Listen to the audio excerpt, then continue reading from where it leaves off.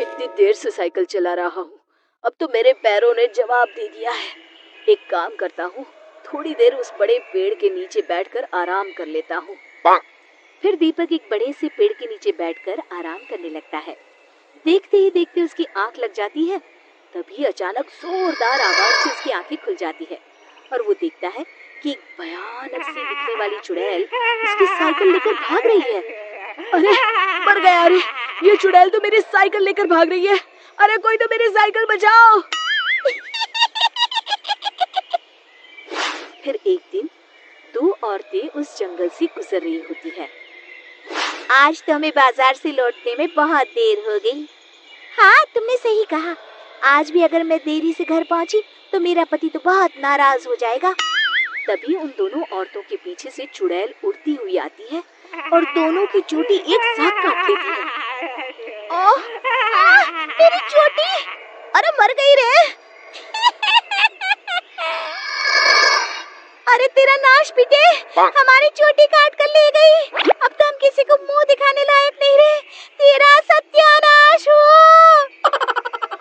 देखते ही देखते गांव में उस चुड़ैल का डर चारों ओर फैल जाता है। एक दिन रमेश अपनी पत्नी के साथ उस जंगल से गुजरते हुए अपनी पत्नी से कहता है, अरे भाग्यवान, क्या कर रही हो?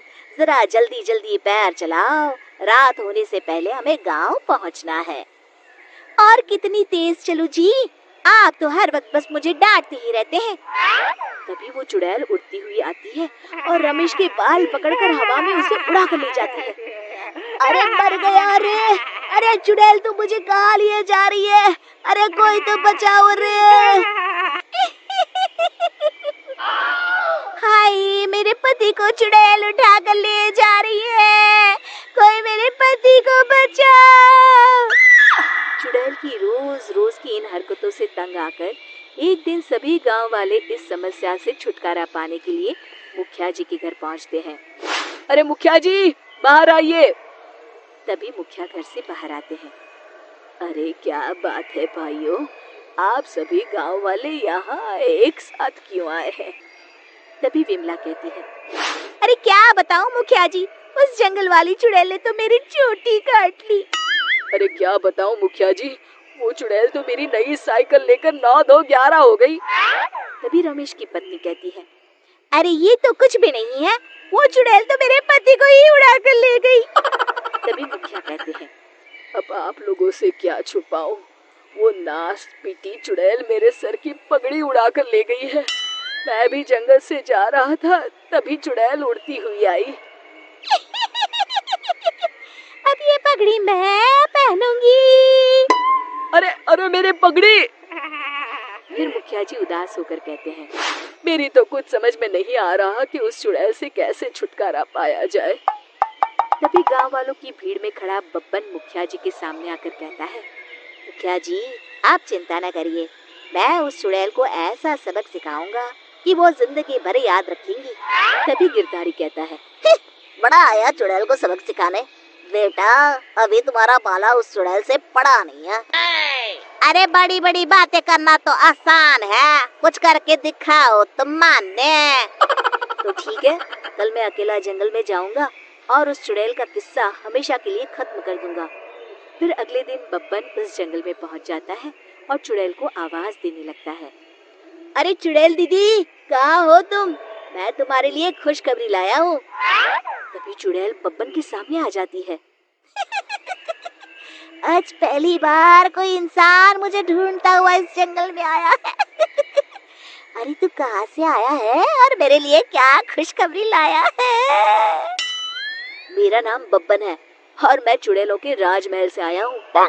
चुड़ैलों की रानी पूतना ने मुझे यहाँ भेजा है ताकि मैं तुम्हारी परीक्षा ले सकूं, और अगर तुम परीक्षा में पास हो जाती हो तो तुम बाकी चुड़ैलों के साथ उस राजमहल में हमेशा के लिए रह सकती हो। चुड़ैल खुश होकर कहती है, क्या तू सच कह रहा है? मुझे चुड़ैलों के राजमहल में रहने का मौका मिलेगा? अरे अगर ऐसा हो गया तो मजा आ जाएगा। वैसे भी मैं इस जंगल से तंग आ चुकी हूँ। हाँ हाँ, तुम्हें राजमहल में रहने का मौका मिलेगा। चलो पहले मेरे कुछ सवालों का जवाब दो। सबसे पहले ये बताओ कि तुम्हारे अंदर क्या क्या शक्तियां हैं और तुम उनसे क्या क्या कर सकती हो। मैं गायब हो सकती हूँ, बड़े बड़े हाथियों को हवा में घुमाकर फेंक सकती हूँ, और इतना ही नहीं, मैं किसी का भी रूप धारण कर सकती हूँ। ये सारी खूबियां तो सभी चुड़ैल में होती है। कुछ और बताओ, जैसे कि क्या तुम अपने शरीर का आकार घटा बढ़ा सकती हो।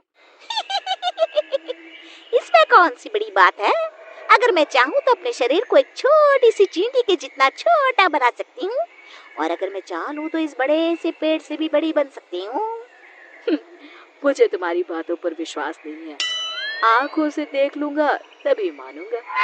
फिर बब्बन एक कांच की बोतल नीचे जमीन पर रख देता है और उस चुड़ैल से कहता है, चलो ठीक है, अगर तुम इस बोतल के अंदर समा गई तो मैं मान जाऊंगा कि तुम बाकी चुड़ैलों से ज्यादा ताकतवर और गुनी हो।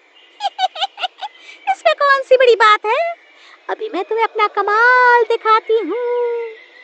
फिर देखते ही देखते वो चुड़ैल अपने शरीर को छोटा करके जमीन पर रखी बोतल के अंदर चली जाती है। तभी बब्बन जल्दी से उस बोतल का मुंह ढक्कन से बंद कर देता है। अरे अरे चालाक आदमी, ये क्या किया तूने? बड़ी आई थी राजमहल में रहने वाली। अरे चुड़ैल, आज से ये कांच की बोतल ही तेरा राजमहल है। फिर बब्बन उस बोतल को ले जाकर बहती हुई नदी में फेंक देता है और इस तरह बब्बन अपनी होशियारी से उस चुड़ैल को सबक सिखाता है। शिक्षा, हिम्मत और होशियारी से दुनिया की बड़ी से बड़ी समस्या पर विजय प्राप्त की जा सकती है। दोस्तों, हमें उम्मीद है कि आपको हमारी ये कहानी पसंद आई होगी। कृपया हमारे चैनल को सब्सक्राइब करें और सभी अपडेट्स के लिए बेल आइकन जरूर दबाएं। और हाँ, वीडियो लाइक और शेयर करना मत भूलिएगा। Bye bye.